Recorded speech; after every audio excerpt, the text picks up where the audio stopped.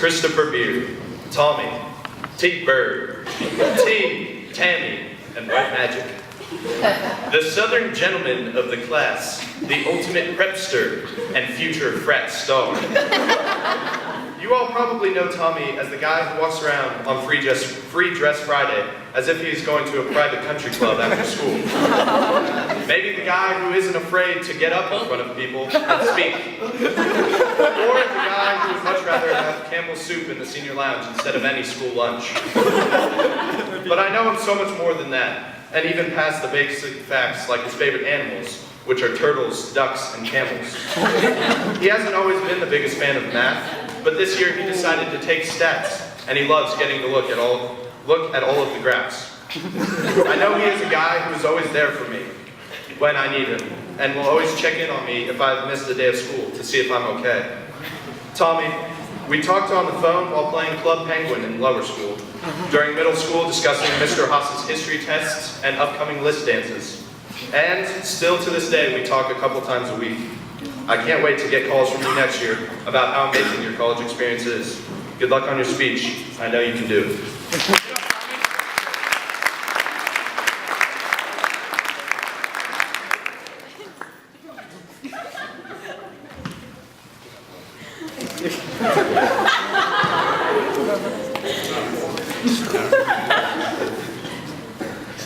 For my speech, I wanted to do something funny. I thought about all the possibilities I had. My first choice was actually to write about how painful it is to be a Tennessee Volunteer fan. But I don't think anyone would want to hear me describe losing season after losing season. And also the fact that the only people who would understand would be the couple Tennessee fans scattered around the school. Shout out to Aaron Gabriel and John the maintenance man. So in my quest to speak about something more personal, I'm here to tell you about something close to my heart, the American South. It's a unique place, a quilt sewn together with beautiful landscapes and rich cultures. Thankfully, I've been lucky enough to have traveled to every state in the South, and no one place is exactly the same. Today, I want to invite you to share some of my same experiences and follow me on a journey through the regions I love the most. Our voyage this morning will embark from the not-so-great state of Arkansas. Now, although this is the beginning of our trip, there's not a whole lot of great stuff to say about it. Not to offend any Arkansans, but I didn't take away much from my time there, except for that it's not an ideal place to spend a night out in the backwoods, with no food, no heating, and little water. After leaving as soon as possible, we'll head further south where the real fun begins. Entering Louisiana, you'll immediately feel the heat. Not only radiating off of the miles of steamy swampland, but also the heat of stepping into the world's largest melting pot. The amount of cultures that have come together to create the distinctive Creole culture is endless.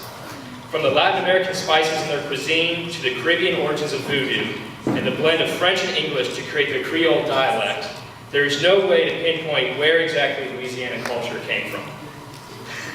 Heading to my favorite part of the state, New Orleans is a city that has as much soul as any city possibly could.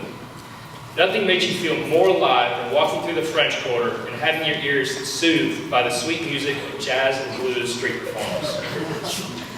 New Orleans is one of only a couple cities in America where you can feel the love and spirit of the city enter your body.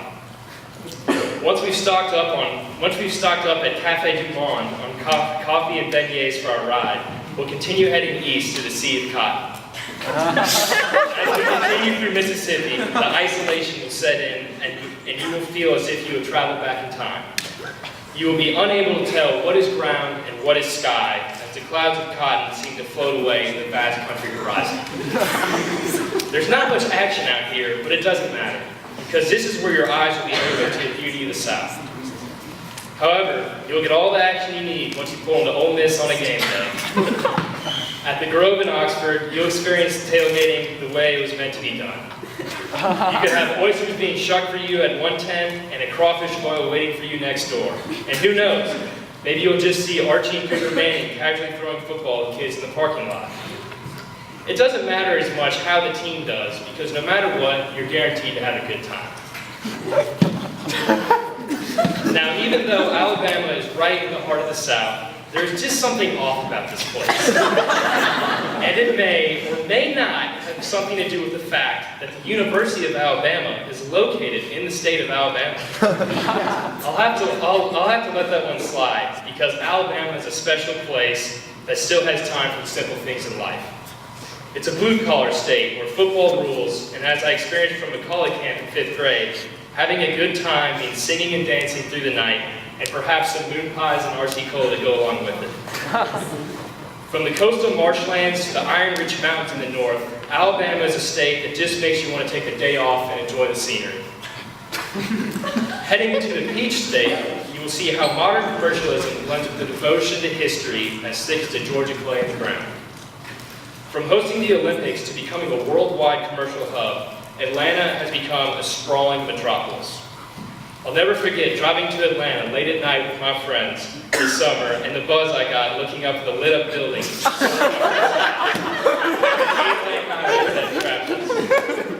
You may feel as small as a bug entering the city and overwhelmed by the chaos, but with that excitement comes endless possibilities.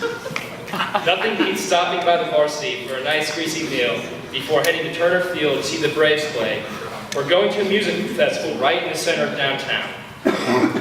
Moving on to the rest of the state, Georgia's passion for tradition is not better reflected than at Sea Island on the coast. The Sea Island Resort has been around since 1928 and continues to offer activities such as clay shooting out in the marsh, crabbing off the docks, and yes, even bingo with their famous lead man, Wild Bill. Georgia is a great state, and we could spend our entire trip going from Atlanta to Athens to Savannah to Sea Island, but we must move on. I've always been hesitant about our next state, because although it may be the most southern geographically, it doesn't have a southern identity like the others do. No offense to any Floridians, Mr. Paul, Mr. Morris. The tropical lifestyle is great, but for me, Florida doesn't reflect southern culture as well as other states do. So with that, we will travel north to Virginia. When I'm in Virginia, I feel as if I have stepped into one huge American history museum, considering it is the only state where you can glimpse into every period of our nation's past. From colonial Williamsburg to the battlefields of Manassas and the politics of the DC suburbs, no chapter of American history is left out.